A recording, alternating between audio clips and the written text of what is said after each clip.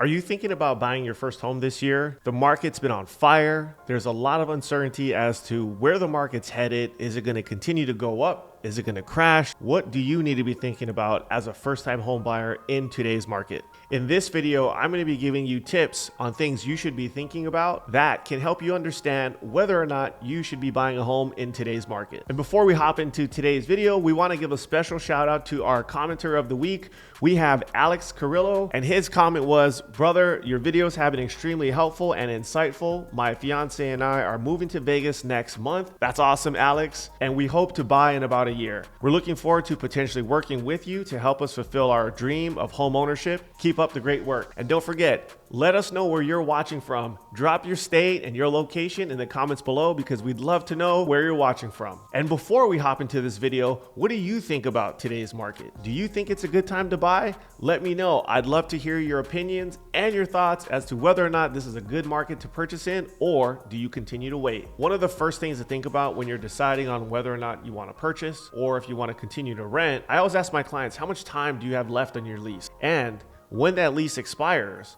do you know how much your landlord's going to be increasing your rent? More often than not, we've been hearing stories of landlords increasing their rents from $500 to even $1,000 a month. So I think that's definitely the first thing to think about is when the lease expires, what will the new rent payment be? Because if, let's just say you're paying $2,000 a month and now your rent's going to be $2,500 a month, that's definitely a mortgage payment and you should be thinking about purchasing a home. However, maybe you're locked into a really low lease that still works out for you and you're saving money or paying off debt or paying off your credit cards and simply just working on your credit. That may be a better option to stay in that lease and get your finances together. But one thing that we always run through with our clients is called a rent versus buy option. So if we take a look at my screen here, we're looking at a comparison between, or would someone continue to rent or would they simply look to possibly purchase in today's market? So I'm just going to take in the first column here, renting of about $2,000 a month. And in the next column, we're going to think about buying in today's market. I took a simple sales price of $400,000. Again, if you are thinking about buying anywhere in the country and you want me to do a specific analysis for your area, let me know and we can do one of these for you to help you understand is now the right time to purchase. We're just going to take a simple 20% down payment just for the sake of our video. Remember, as a first-time home buyer, you can put as little as 3% down. So for the sake of the video, I'm just going to do 20% just for the ease of math. This is going to take our loan amount to $320,000 with a rough interest rate of 4.5%.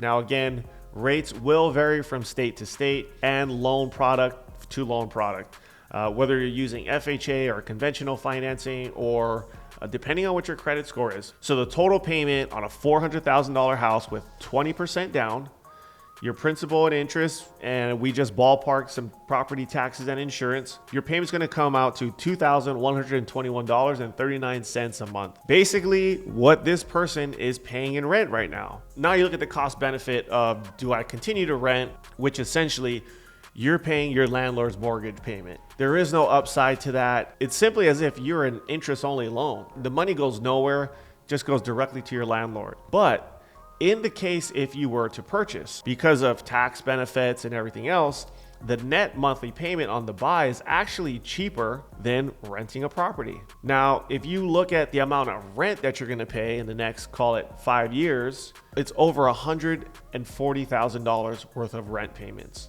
while you're paying down your mortgage in the tune of close to $30,000. Now, we've talked about this before. Owning a home is like a forced savings account. Every month that you make your mortgage payment, that's building up your equity in your property. You're paying down the loan balance. And if you're lucky, like in today's market, you get the upside of the appreciation, which helps out tremendously. Now, here's one thing to really take a look at is the net worth of this specific individual. Just taking a rough 10% appreciation in real estate values on the home, the net worth of what that individual will have in 15 years. Of course, when you're renting, there's nothing there. There's no upside, there's no appreciation that you're going to get whatsoever from that property. So the net worth of that individual is zero. However, with the property that we've purchased for $400,000 and a rough annual appreciation of 10%, the net worth of our owner is $1.4 million. $1.4 million. Can you imagine that? In 15 years. I know that may seem like a long ways away, but 15 years is actually not that long. I mean, I felt like I graduated high school just a few years ago, but shoot, we're on our 20-year reunion already at this point. $1.4 million, that is a huge difference. And that's why in certain instances, like I've said in a few other videos, if your mortgage payment can be identical or within a rough ballpark of what you're paying for rent, I strongly think that you should look at purchasing. Forget what values are going to do, because real estate values will go up, they'll go down, depending on what's going to happen here in our upcoming market.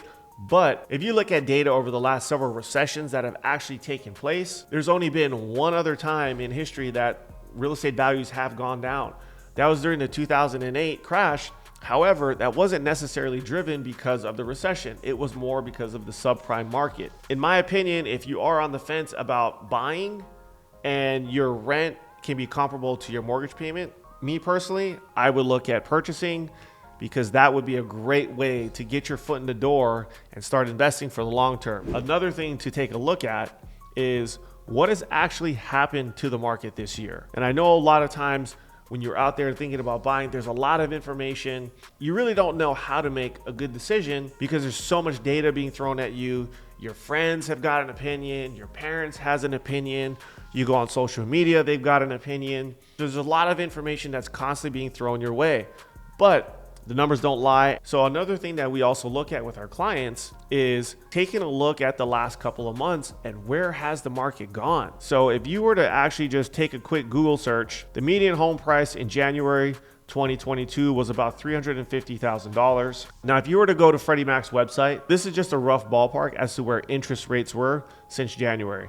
And you can see here, this is the weekly average.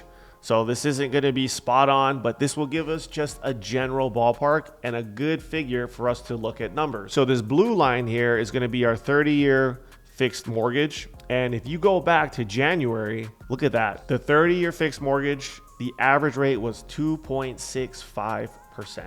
2.65%. That's insanely low. But how many of you were on the fence at 2.6%? There's been a number of clients and people that I've spoken to back in January that were thinking rates are going to get better, or that 2.5 sounded high to them. It's just insane, some of these responses that I get when you're not actually looking at the right information. So let's just take this example. We're going to plug that number in here. Now, this is just a principal and interest payment. I'm not including for taxes and insurance for the sake of this specific chart. So a $350,000 house with a 20% down payment, using our average interest rate from the Freddie Mac website of 2.67, your principal and interest payment would have been about $1,100.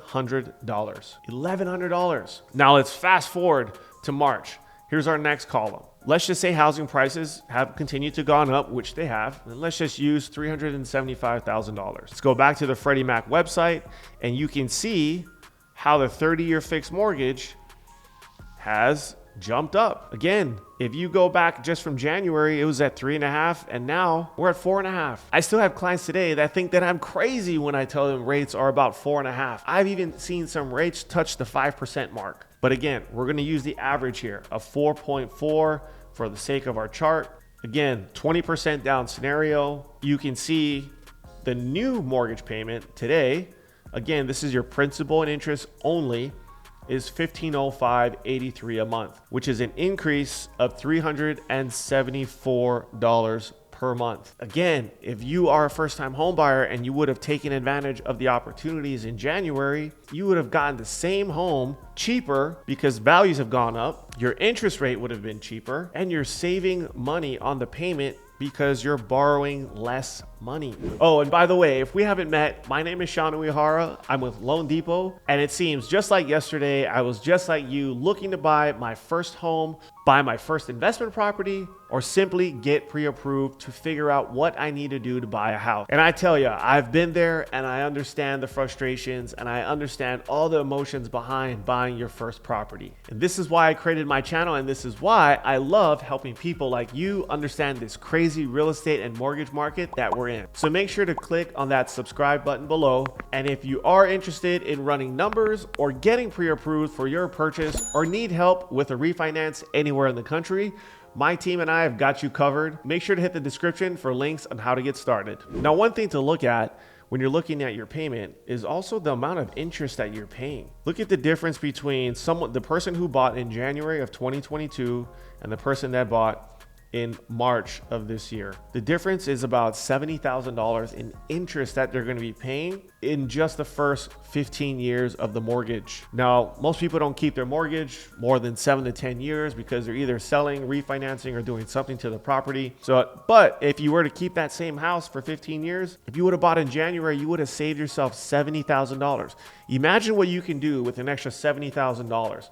Whether you're investing that into maybe another real estate, maybe you're investing that into another property, maybe you're starting your own business, or you're simply putting that money away for your child's college education, or putting that into the stock market that over the years you put it into an index fund, you're getting almost 10% on your money. There's so many other ways that you can invest your money, and you can be smarter about when you purchase and what you do with those funds. That's how you get ahead in life versus trying to time the market and wait for the exact optimum time to buy with the best rate and the housing prices at the perfect mark. It's almost impossible to do. And I've never really came across anyone that really had a plan that said, I'm going to buy at the specific moment that it actually worked. People buy homes when they're ready. So I think in your specific case, you really need to ask yourself, when is the lease up, and how much is the landlord going to increase our rent? And if you have a stable job, if you've got some savings, if your mortgage payment is going to be comparable to your rent, I would definitely think about buying. And this is why, as a loan officer, our job is to help you understand your current financial situation and figure out and put the pieces together to say, this is what you need to do in order to purchase if you're not ready, or if you are ready, or go through some of these scenarios that I just showed you here to help you understand the value of purchasing a home today. Because the theory sounds great to be a homeowner, but when you actually look at the true benefits of your net worth, the value of the home that can go up, there's so many benefits that I think sometimes get lost in the shuffle because there's so many things that get thrown at you to understand what it takes to buy a house in today's market. Those are some of my tips on what I would be thinking about if I was a first-time home buyer. And if you're ready to get pre-approved, make sure to hit the description for links on how to get started, and I'll see you on the next video.